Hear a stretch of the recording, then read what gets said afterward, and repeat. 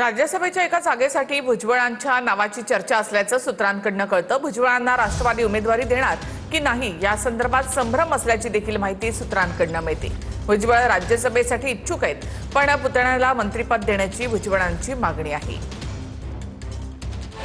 राज्यसभेच्या रिक्त जागेसाठी मंत्री छगन भुजबळांच्या नावाची चर्चा सुरू असल्याची माहिती सूत्रांनी दिली आहे। सुनेत्रा पवार उपमुख्यमंत्री झाल्यानं राज्यसभेची एक जागा रिक्त झाली आहे।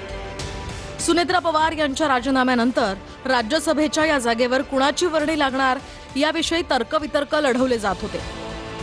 राज्यसभेच्या रिक्त जागेसाठी भुजबळांच्या नावाची चर्चा सुरू असताना दुसरीकडे पुतण्या समीर भुजबळला मंत्रिमंडळात घेण्याची मागणी सुद्धा भुजबळांनी केल्याची माहिती सूत्रांनी दिली आहे। दरम्यान मंत्री भुजबळांना राष्ट्रवादी उमेदवारी देणार की नाही या संदर्भात संभ्रमता आहे। तर लोकसभेसाठी सुद्धा इच्छुक असलेल्या भुजबळांना पक्ष केंद्रात स्थान देणार का हेही पाहणं